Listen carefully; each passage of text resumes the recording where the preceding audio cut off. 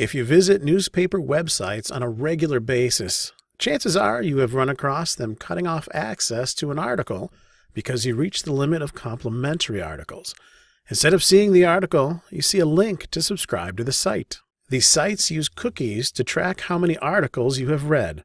So if you open the article in a browser without that cookie, then you will be able to read the article. Google Chrome's incognito mode is the perfect solution to this. While browsing the newspaper's site in Chrome, instead of left-clicking to open the article like you normally would, right-click on the article link. This will bring up a context menu.